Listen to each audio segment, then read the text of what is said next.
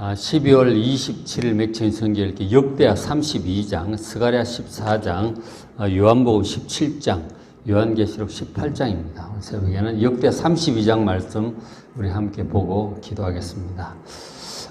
역대 32장은 히스기야 왕의 이 아수르 침공이라고 하는 위기 극복, 위기를 어떻게 극복을 했는지, 그리고 이제 그 말년에 대해서 기록을 하고 있어요.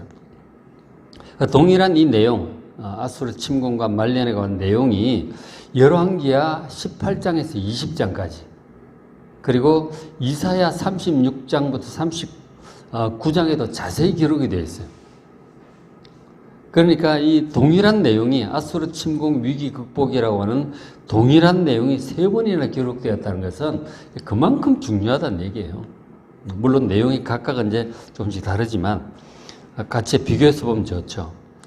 이제 그런 이제 자세한 내용이 역대하에는 32장 한 장 안에 압축적으로 기록이 되어 있습니다. 자, 32장 1절 보면 이 모든 충성된 일을 한 후에 아수르 왕 사네립이 쳐들어왔다. 이렇게 이제 기록을 하고 있어요. 이 모든 충성된 일이라고 하는 것은 앞에, 역대 앞에 29장부터 31장까지 자세히 기록된 히스기야 왕의 신앙 개혁에 관한 내용이에요. 히스기야가 왕이 되자마자 성전을 복구를 했죠. 그러니까 아버지 아하스 왕이 오랫동안 문을 닫아놓고 우상을 잔뜩 세워놨거든요. 성전을 복구하고, 그리고 나라 안의 우상들을 다 제거를 합니다.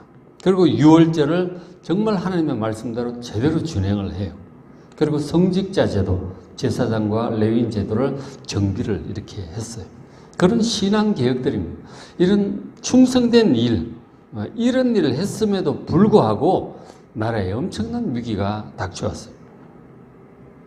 바로 이제 아수르 왕이, 당시 강대국인 아수르 왕이 이제 침공을 해온 것이죠. 다 여러 나라를 점령하고 북이스라엘도 멸망시키고 남쪽 유다까지 내려온 것이죠. 북이스라엘이 못 막아낸 거 보면 남유다도 정말 막아내기 어려운 거죠. 그만큼 이제 강대국이었던 것이죠. 근데 이제 다른 것도 아니고 정말 신앙을 회복하기 위해서 그렇게 하나님께 헌신했잖아요. 그런데도 이런 일이 생겼단 말이에요. 그러면 믿음이 약한 사람은 하나님을 원망을 하죠. 그러나 우리는 결코 하나님을 원망해서는 안 됩니다. 하나님께서 그렇게 하실 때는 다 이유가 있는 것이고, 우리가 이해를 하든 못하든 하나님께서 하시는 일은 우리 겸손하게 순종을 해야 돼요. 받아들여야 되는 거예요. 하나님 이러실 수가 있습니까? 이건 하나님을 불순종하는 것이, 하나님 하시는 일에 대해서 원망, 불평, 불순종, 더 나아가서 대적할 수도 있는 거예요. 그러다가 하나님 떠나는 것이죠. 우리에게 어떤 일이 일어날지라도 하나님께서 하시는 일은 이유가 있는 것입니다. 그러니까 겸손하게 그 일에 대해서 순종을 해야 되는, 받아들여야 되는 거예요. 그리고는 하나님 기도를 해야죠. 하나님을 원망하는 것이 아니고 하나님께 기도를 해야 되는 거예요. 그렇죠? 그 히스기야는 그렇게 합니다. 저 아수르 왕 사네립이 쳐들어온 저것이 열왕기하에 보면은 히스기야 왕 14년이에요. 왕된 지 14년째 저런 일이 일어났어요. 그 7년째 이제 북이스라엘 멸망을 했거든요. 그러니까 14년째 이렇게 쳐들어왔어요.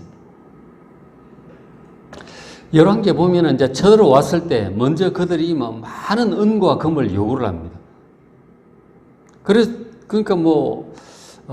그래서 이제 여호와의 성전과 왕궁에 있는 금을 다 은금을 모아가지고 보냈어요.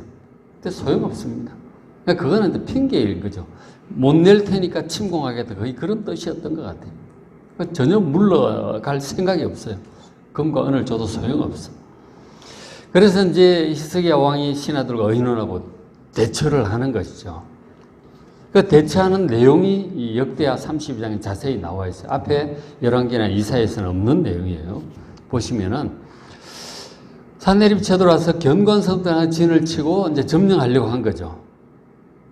그래서 2절에 히스기야가 이 사네립이 예루살렘을 치러 온 것을 보고 그의 방백들과 용사들과 더불어 의논해서 뭐부터 하느냐면 성 밖의 모든 물 근원을 이제 막고자 그렇게 공사를 해요. 밖에 이제 물이 있잖아요. 당시 물이 귀한 곳이기 때문에 뭐 실로암 못도 있고 그렇잖아요. 물이 있는데 그 물을 성 안으로 이제 끌어들이는 지하 터널 공사를 한 거예요. 바깥에는 이제 입구를 숨기고 그 물이 이제 성 안으로 들어올 수 있도록 그렇게 지하 터널을 공사를 했어요. 역대 기록이 되어 있는데, 근데 이것이 이제 발견이 된 거죠. 히스기야가 판 지하 터널이 발견이 됐어요. 한번 보면 앞에 터널 있죠, 그죠? 이 터널 이게 이제 성 바깥에서 실로암 못 그쪽에서 해가지고 성 안으로 이제 지하 터널로 봤어요. 저렇게 저기 이제 낮은 데도 있고 좀 높은 데도 있고 이제 그렇죠. 워낙에 바위 틈이 있는데 그거를 물길을 활용을 해서 터널 공사를 한 거죠. 길이가 533m예요. 엄청나게 긴 터널을 지하 터널을 판 거죠. 물이 안으로 들어오고. 그 높이 조절을 해야 되잖아요. 아주 약간의 물 높이만 있어도 물이 흐른단 말이에요. 높이 조절을 해가면서 그 533m를 공사를 한 거예요. 엄청난 공사를 한 거죠. 저 이제 벽에서 인부들이 새기는 히브리어로 새기는 비문을 발견을 했어요. 글자를 발견했는데 앞에 잘 안 보이죠? 한 200자 되는 글자가 이렇게 해서 이렇게 쭉 있어요. 고대 히브리어로 새겨졌는데 저 글자는 지금 성경 히브리어하고는 글자 모양이 달라요. 그러니까 지금 성경 히브리어는 바벨론 포로기에 이제 쓰게 된 그 글자인데 그 이전에 쓰던 고대 히브리어죠. 근데 페니키아 문자 비슷하게 이제 그렇게 생겼어요. 그래서 어떤 내용이 적혀 있느냐면 이런 내용이 적혀 있어요. 그러니까 그 터널을 양쪽에서 뚫어가지고 오잖아요. 뚫어가지고 오는데 이제 중간에 만나는 거 아니에요. 만나기 직전에 이제 새겨놓은 글자에 보면은 이제 3규빗이 남았을 때 반대편의 소리가 들렸다. 그러니까 터널이 뚫리자 동료를 얼싸안고 도끼를 부딪혔다. 물은 샘으로부터 1200규빗을 흘러나왔다. 1200규빗이 이제 533m, 이제 그렇게 돼. 525m 이렇게인데. 근데 이 정확하게 재보니까 533m인 거죠. 그 지금 이제, 예루살렘에 성지순례를 가면 저 터널들 다 한 번씩 지나가고 그렇게 하는 거예요. 저 고대 히브리어가 어떻게 생겼는지도 이제 저 빈문을 통해서 볼 수가 있는 것이죠. 그리고 이제 성벽을 보수를 했어요. 물공사부터 하고 성벽 무너진 데 보수하고 그 외성도 쌓았어요. 그러니까 지금 아수르 군대가 저 멀리서 오면서 이제 협박 편지 보내고 그렇게 한 거죠. 그래서 하고 무기를 또 많이 준비를 합니다. 방패와 창도 많이 준비하고 그리고 군대 지휘관들과 백성들을 다 광장에 모아놓고 히스기야가 이렇게 권면을 했어요. 32장 7절에 너희는 마음을 강하게 하며 담대히 하라. 아수르 왕이 쳐들어도 두려워하지 말라는 거죠. 아수르 왕과 그를 따르는 온 무리로 말미암아 두려워하지 말면 놀라지 말라. 두려워하지 말라. 그리고 깜짝깜짝 놀라지 말라. 하나님이 계신다는 거예요. 우리와 함께 하시는 하나님이 그와 함께 하는 자, 아수르 왕과 함께 하는 것 신들이나 그보다 크다 하는 거죠. 8절에 반드시 하나님께서 우리를 도우시고 우리를 대신하여 싸우실 것이다. 그 히스기야가 믿음이 좋은 사람이잖아요.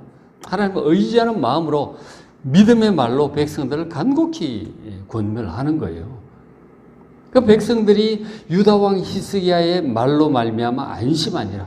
믿음이 이제 회복이 된 거죠. 하나님께서 우리와 함께 하시고 분명히 싸우시고 도우실 것이다. 믿음이 생기니까 안심이 되는 거죠. 지도자의 믿음, 권면의 말, 이런 것들이 백성들에게 다 전파되면서 백성들이 믿음이 잘 회복되고 안심하게 되었어요. 그리고 이제 그렇게 준비를 했죠. 최선을 다해서 나름대로 준비를 했어요. 터널도 파고 다 했어요. 준비를 이제 했는데 이 사네립이 가까이, 예루살렘이 가까이 온 거죠. 그리고 협박합니다. 신하를 보내서 협박을 하고 또 그리고 이 편지를 보내서 또 재차 협박하고 계속 협박을 하고 백성들한테 겁을 주고 그렇게 합니다. 그 내용이 이제 열왕기하고 이사야에서 보면 자세히 2장에 걸쳐 자세히 되어 있는데 이렇게 간략하게 이렇게 기록을 해요. 30장 17절 사네립이 이르기를 히스기야의 신들도 그의 백성을 내 손에서 구원하여 되지 못할 것이다. 세상에 다른 모든 나라의 신들도 자기 나라를 못 구했다 이거예요. 히스기야가 믿는 그 신들도 백성을 너희들을 구하지 못할 것이다. 협박을 하는, 겁주는 거죠. 인간적으로 생각하면 지금 말이 맞잖아요. 여러 나라 다 점령하고 왔으니까 그 나라 신들도 못 구했는데 너희 나라 신이 구하겠느냐? 어림없다 하는 거죠. 그리고는 그런 말로 협박하고 18절에 이 사네립의 신하가 유다 방언으로 크게 소리질러 예루살렘 백성을 놀라게 합니다. 아수르 말로 하면 히브리 사람, 이스라엘 사람 못 알아듣겠죠. 그러나 그 유다 말을 할 줄 아는 그 통역관을 데려와가지고 성 위에 온 백성들이 듣는 데서 그 협박하러 갔던 그 신하들이 막 성 위에 서서 백성들에게 얘기를 하는 거죠. 유다 말로 막 하는 거예요. 항복하라고. 히스기야가 너희를 구하지 못할 거라고 이러면서 막 겁을 주는 거죠. 백성들은 놀라게 만듭니다. 여론전이죠. 심리전이에요. 그리고 또 19절에 그들이 예루살렘의 하나님 비방하기를, 여호와 하나님 비방하기를 사람의 손으로 지은 세상 사람의 신들을 비방하듯이 그렇게 비방합니다. 하나님을 비방하고 욕하고 막 그렇게 합니다. 이렇게 하니 막 신하들 마음도 막 나라면 이제 쫄 수도 있겠지만, 그러나 다행히 히스기야가 백성들을 모아놓고 믿음에 격려를 했잖아요. 백성들의 믿음이 그나마 좀 회복된 상태라. 그리고는 이제 백성들이 기도를 했어요. 함께 보면 저는 내용 20절에 히스기야 왕이 그런 협박 편지 사자들의 협박을 받고 이사야와 더불어 부르짖어 기도합니다. 당시 이제 이사야 선지자가 그 히스기야 왕의 지도도 하고 백성들의 말씀도 전하고 그렇게 하고 있었거든요. 그래서 이사야 36장부터 9장까지 전 내용이 자세히 기록되어 있는 거예요. 간절히 기도합니다. 그런데 하나님께서 이사야 선지자를 보내셔서 응답을 하셨어요. 그 응답의 내용은 이사야서에도 자세히 있습니다. 이사야 36장부터 39장이에요. 그렇게 이제 응답을 하셨고 21절에 여호와께서 그 응답을 따라 한 천사를 보내십니다. 그래서 아수르 진영에서 모든 큰 용사와 대장과 지휘관들을 멸하신지라. 천사를 보내셔서 멸하셨어요. 어떻게 했는지 구체적인 건 몰라요. 급성 전염병이 돌았는지 뭐 내분이 일어났는지 잘 모르겠지만 하여튼 하나님께 천사를 보내셔서 그들을 멸망을 시키셨어요. 그 열왕기 보면은 그 다음날 아침 돼서 나가보니까 전부 다 죽어 있는 거예요. 그리고 일부 남은 사람들 도망간 거죠. 이미 시체들만 널브러진 데 보니까 18만 5천 명이 죽어 있더래요. 엄청난 대군이 거기서 죽고 그리고 이들을 포기하고 돌아가 버렸어요. 하나님께서 뭔가를 하신 거죠. 위기 때 이렇게 히스기야처럼 하나님 의지하고 기도하면 하나님께서 역사하심을 믿으시길 바랍니다. 인간적으로 도저히 안 될 것 같아도, 우리 힘으로 못할 것 같아도 하나님 믿고 히스기야처럼 담대히 믿고 이사야와 함께 기도하면 분명히 하나님께서 도와주시고 위기를 극복하게 하십니다. 그리고 아수르 왕이 얼굴이 뜨뜻해가지고 수치를 느끼고 고국으로 돌아갔어요. 아수르로 돌아갔습니다. 갔는데 거의 신해전, 신전이죠. 아수르의 신전에 들어갔을 때 그 신들에게 기도하는 중에 그의 몸에서 난 자들, 자기 아들들이죠. 아들들에 의해서 반역을 당해서 죽고 말아요. 사네립이 그렇게 비참하게 죽고 끝납니다. 그것은 살아계신 여호와 하나님을 비방한 그 죄로 말미암아 하나님께서 심판하신 것이죠. 저 내용이 또 이제 이사야 선지자가 이미 이제 응답할 때 예언했던 그 내용이기도 합니다. 그렇게 해서 나라가 이제 위기를 극복을 하게 되었죠. 근데 이제 그 전쟁 중에 있었던 사건 하나를 또 기록을 하고 있어요. 24절에 그때에 그 전쟁 기간 중에 히스기야가 병들어 죽게 돼요. 등창 같은 게 났나 봐요. 병들어 죽게 되었는데 그때 하나님께 그때 병들었을 때 이사야 선지자가 하나님 말씀을 전하러 옵니다. 네가 죽을 것이니 정리하라. 집안을 정리하고 나라를 정리하라고 그런 응답을 받았어요. 히스기야가 그 말씀을 듣고 애통하게 옵니다. 울면서 간절히 함께 기도해요. 살려달라고. 그 히스기야가 기도하는 내용, 그리고 기도에 응답하신 하나님의 응답의 말씀이 또 이사야서에는 자세히 기록이 되어 있어요. 38장인가 그렇게 기록이 되어 있습니다. 하나님께 응답을 하셨어요. 그리고는 이제 병을 고쳐주시겠다는 표적으로 또 표적을 보여주셨는데, 무슨 표적이냐면 해 그림자가 10도를 10계단 뒤로 물러갈 것이라고 그렇게 말씀을 하셨어요. 기적이죠. 해 그림자는 앞으로 나아가야지 뒤로 물러가는 법은 없죠. 하나님께서 응답하셔서 해 그림자가 뒤로 10계단을 이제 물러가게 됐어요. 그리고는 결국은 이제 아수르 군대도 하나님 함께 기도함으로 응답으로 물러갔잖아요. 이런 것들이 전부 기적의 연속이죠. 그렇죠? 놀라운 기적들을 히스기야가 큰 위기 앞에서 겪게 된 거죠. 자기 병이 나은 것도 그렇고, 그리고 해 그림자가 뒤로 물러간 것도 그렇고, 아수르 대군이 멸망하고 물러가고 나라가 살아남은 이 모든 게 기적적인 승리라고 할 수 있죠. 그래서 히스기야가 마음이 교만해졌어요. 25절에 히스기야가 마음이 교만해졌어요. 그 진노가 임하게 되었던 것이죠. 그런데 이제 히스기야가 회개를 합니다. 그 내용이 이제 어떤 거냐면 26절에 히스기야가 뉘우치죠. 그 하나님의 진노가 히스기야 생전에는 그들이 내리지 아니하였더라라고 기록을 하고 있는데, 그 31절에 이어지는 31절에 그런 내용을 적고 있어요. 뭐냐면 바벨론 방백들이 히스기야에게 사신을 보내어 그 땅에서 나타난 이적을 물을 때 하나님이 히스기야를 떠나시고 그의 심중에 있는 것을 다 알고자 하사 시험하셨더라, 이렇게 기록을 해요. 이 내용을 이사야 39장이나 열왕기에 보면 자세히 기록을 하고 있는데, 뭐냐면은 이제 히스기야가 기적적으로 이제 아수르를 막아내고 또 그랬잖아요. 기적들이 나타났잖아요. 이게 소문이 쫙 났던 거예요. 그래서 바벨론 사람들이 이제 축하하러 온 거죠. 당시 바벨론은 아직 약한 나라였어요. 아수르가 강대국이고 바벨론은 그 치하에 있는 약한 나라들 중에 하나였어요. 그래서 어떻게 보면 이제 아수르에 대항해서 이제 함께 동맹을 맺으려고 하는 그런 뜻이 있었겠죠. 바벨론 사람들이 아직은 약하니까. 그래서 이제 동맹도 맺고 히스기야 축하도 하고 이제 그러려고 온 거죠. 근데 그 바벨론 방백들이 이제 물어보니까 막 자랑을 다 하는 거죠. 병 나은 거, 해 그림자가 물러간 거, 아수르 대군이 멸망한 거, 어떻게 보면 막 자기가 한 것처럼 막 이렇게 자랑을 막 하는 거죠. 그것이 바로 히스기야의 교만이었던, 전부 하나님의 은혜고 하나님께 영광 돌려야 될 텐데 이게 자기 교만으로, 자기 자랑으로, 자기가 한 것처럼 막 그렇게 표현이 된 것 같아. 막 자랑을 다 한 거죠.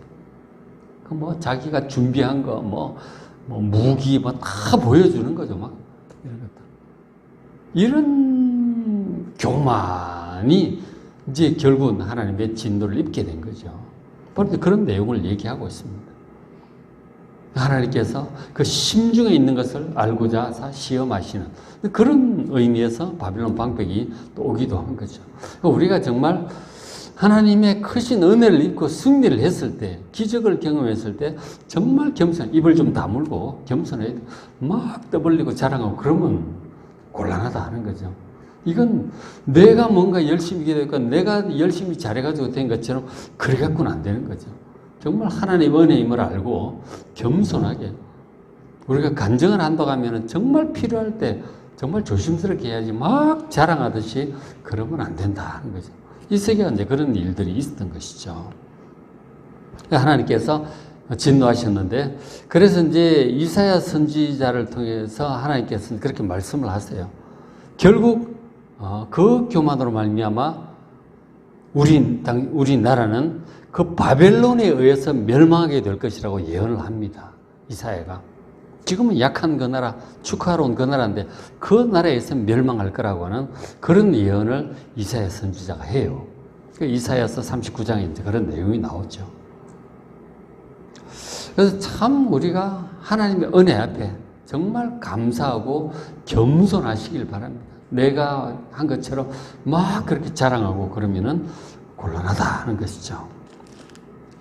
그런 심판에 대해서 히스기야는 겸손하게 받아들입니다. 자기 잘못을 인정을 하는 거죠. 뉘우치는 거죠. 겸손하게 받아들이게 되는 거예요. 그리고는 이제 히스기야가 어쨌든 말년에 이제 부귀를 누리게 돼요. 누리게 되고, 그리고는 이제 죽습니다. 죽는데, 33절에 히스기야가 그의 조상들과 함께 누움에 죽죠. 온 유다와 예루살렘 주민이 온 백성들의 여론이 뜻이 그런 거죠. 그를 다윗 자손의 묘실 중, 그 왕들의 묘실 중에서 높은 곳에 장사를 합니다. 여러 왕들이 있었잖아요. 위대한 왕들이 많았어요. 뭐 여호사밧 왕, 아하스 왕 등등 이제 많았죠. 다윗 왕도 물론 있고. 그 왕들의 묘실 중에 높은 곳에다 했다니까. 그 어떤 왕들보다도 히스기야 왕이 정말 믿음이 좋고 위대한 왕이었다고 모두가 인정을 하는 거죠. 하나님의 평가이기도 하죠. 그래서 그 죽음에 그의 경의를 포함합니다. 그런데 어떤 왕들은 뭐 왕답지 않게 그렇게 하면은 왕의 묘실에 들이지도 않아요. 일반 예루살렘 바깥에다 하는 거죠. 분명히 이제 하나님의 평가도 차이가 있고 당연히 백성들의 평가도 차이가 있는 것이죠.